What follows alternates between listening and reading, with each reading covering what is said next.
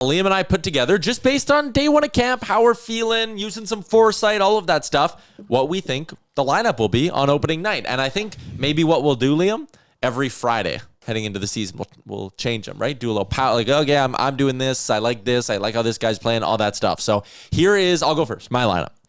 Okay. I'll start with this.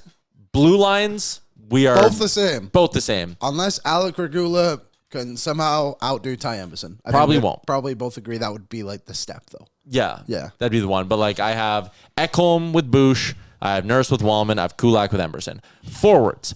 I have Mangiapane sticking with McDavid on the top line. I have Trent Frederick getting that job. And we're going to have more on this later, but I think Trent Frederick's going to get some opportunities to prove himself a little bit. They obviously made the 8-year commitment to him.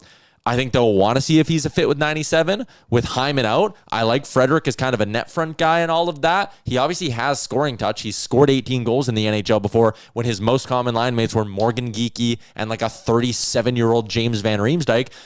I think he's got better boots than he showed us. I think that leg injury, that lower body injury hampered him way, way more than a lot of people were giving him credit for or willing to excuse him for. So I got Frederick on my top line with Mangiapane and McDavid. I got Draisaitl with Podkolzin and Matt Savoie. I know I talked about maybe Matt Savoie working with Nuge and giving you a third line that can score, but I like Savoie to be with Draisaitl. I think stylistically they're a perfect fit. Putting some finesse and some skill on that line and then having the Pitbull and Podkolzin on the left side, I think that'd be great. I know Ryan says Frederick was signed to be the third line center. I think they are way more committed to Ryan Nugent-Hopkins being the good veteran third line center on this team. I have him, and this is the one line where I was wincing and wasn't sure if I wanted it there. Howard with Nuge and Tomasek. That is the first one I want to get your take on. What do you think of me going Howard, Tomasek, putting two guys who have never played an NHL game on the third line with Ryan Nugent-Hopkins? I think it can work.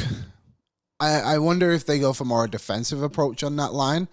As I say this, I can't remember what I did on my third line, so I might have done the same one, to be honest. But on Tomasek, I think they do really like his wall play. That was something specifically that Chris Knobloch said. Can he be something similar to what Connor Brown was, in a way? I don't think he's going to be as physical as what Connor Brown was. And I know Connor Brown's not running guys through the boards, but like Tomasek said, he's like, in the SHL, you just don't hit because the ice is so big. And you get caught out of position if you hit a guy. Yeah, so that'll change. I wonder if they bump up Ike Howard just slightly just to protect him a little bit more from the defensive responsibilities. Yep. But I don't hate it. I could see this definitely being the setup on that third line. Fourth line, I have Henrique with Kapanen and Janmark. Put some speed on the wings, we'll call it, like Kapanen and Janmark. You know, they're good on the boards. They can forecheck. Henrique, I get it, at his money isn't great, and I do agree that we're going to see Henrique play more wing than center. The only way I can see him starting, like, there's a couple of paths to him starting on the wing. One of them would be Frederick plays fourth line center.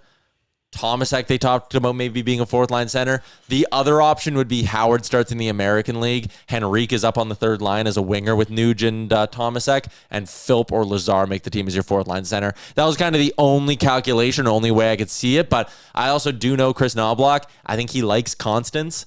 And if he has to go into the year and be like, you know what, Henrique is on my fourth line, I think he's comfortable with that.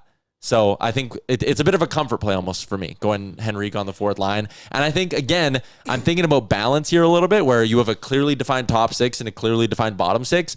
That Howard, Tomasek, Nuge line has to eat a lot of O-zone starts. So I think you can trust Kapanen, Janmark, Henrique to eat a lot of the D-zone starts. And I like how those two lines kind of play off each other. There's my lineup. There's my reasoning. Liam, yours. Let's have a look. See what I did. You forget already? I remember my top line. Oh my God. There you go. First line, Nuge, McDavid, Savoie. Whoa. Pure skill. I think with Zach Hyman out of the lineup, I think we'll see Nuge in the top six to start the season. Once Hyman comes back, maybe that's when Nuge falls down a little bit more. Second line, Podkolzin, Draisaitl, Kapanen. We did see this line actually have some success in the playoffs, if I'm not mistaken, right? You forgot a player. Who did I forget? Mangiapane. Oh, shit. Oh, you literally said before the show, you're like, I think I'm forgetting someone. I was like, oh. It's because Mangiapane was on the top line with Nuge. Okay, this is what I'm going to do then. Yep. Put that back up, sorry, Ann. Yeah, I got bad eyes. God damn it. Okay. Fuck. Okay, first line's the same. Second line. Okay, that's what I'll do. Mangiapane for Kapanen. No. Mangiapane is going where Curtis Lazar. Lazar will go. Janmark will play on the right side. Mangiapane will be on the fourth line. You have Mangiapane on the fourth. I did not judge your lines. I will read it and give you my judgment. Top line's the same. Third line, Podkolzin, Draisaitl, Kapanen, Howard, Frederick, Tomasek. And then fourth line, I'll have Mangiapane, Henrique, and Janmark, and that'll be essentially my third shutdown line. I don't think you can look at this as like, that's my fourth line. They're playing 10 minutes. Because they're obviously way too good of a fourth line if you have Mangiapane. I would even say the same thing if Lazar is out there. I think that they're going to have defensive responsibilities, and I could see that being it. I could also see if we come to opening night and Howard's struggling, that's when Mangiapane climbs his way up the lineup. I just think there's a lot of versatility within this team that he can throw things around. The one I'm locked on, though, the 5 players I would 100% lock in on is that's where they'll play. My first line and Podkolzin and Draisaitl. Yeah, I could get behind this a little bit more if you had Mangiapane on the second line. I just think they're going to give him top 6 minutes out of the gate. Perhaps. I mean, he did skate with McDavid yesterday, of course, but I take that with a bit of a grain of salt because the lines are split up and everything. But I just think it's funny, though, isn't it? Like, because you look at that lineup even without Mangiapane, it's actually not bad. They have depth. Yeah, it's really not bad. I'm not as high on Curtis Lazar as you are. I don't think we'll actually see him all that much this year. I just think the right shot centerman thing is something they really wanted. I really do. Yeah. They went out and got 3 guys who can play right shot center. Yeah. The fact only one of them would make the team, the other one being Philp. I just think it's crazy. Mulek goes, imagine having a $10 million fourth line. I don't give a shit Yeah, how much and anyone makes, you know who to be else? honest, because they're all under the cap. You know who else doesn't give a shit how much they make? Chris Knobloch. No. Okay, if we want to use that logic of like a $10 million fourth line, then your fourth line based off money value is Podkolzin, Philp, Kapanen. Yeah, or like Tomasek, Howard, and Lazar. Like, the money is so irrelevant once they get on the ice. I really don't care. It's like you were saying before, like, Frederick is maybe too expensive to be a fourth line center. Who gives a shit? Yeah, who cares? If he goes out there and he stops the other guy from scoring goals consistently, then that's what matters the most. So, like, and Mulek, and I don't know if this is agreeing or disagreeing with you, but, like, what I'll say is I don't think money matters as much as, like, organizational commitment at some point. Sure. So, like, Frederick, you can argue, yeah, sure, they signed him to be third-line center. No, I think they just signed him to play top 9 minutes. Yeah. So, like, I don't think they're going to bury him on the fourth line with Janmark and Tomasek and be like, go out there. Like, I think they're going to give him a look higher in the lineup with skill. And I'm higher on the player than most, sure. Frederick? Yeah, Frederick. I like Frederick. Mangiapane, I don't think you come out of the gates with your free agent acquisition sitting on your fourth line. Like, I just don't think they would.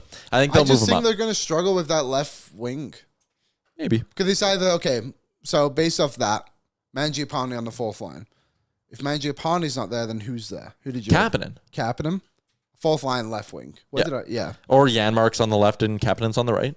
So then you had Mangiapane, Podkolzin, Howard, right? Mm-hmm. So then then your centers are an expensive one is on the fourth line. Yeah. Your trade deadline acquisition. I just think like either way, like it's a really good problem to have. Yeah, and again, you're shuffling guys around here. Yeah, that's part of it. I think it'll flex quite a bit throughout the year. I was really trying to find a way to get Henrique on a wing. Me too. And I don't want him on the first line if Hyman's not there. Yeah, I worry about making the top line too slow. Maybe a top line that could be something. Henrique, McDavid, Mangiapane. I don't hate that. It doesn't I'm not gagging as I say it. Henrique, I just think you have enough skill on the right side that you could have someone decent there. What's up, Nation citizens? If you like that video, then you need to be subscribed to the Oilers Nation YouTube. Podcasts, live shows, exclusive interviews, and analysis.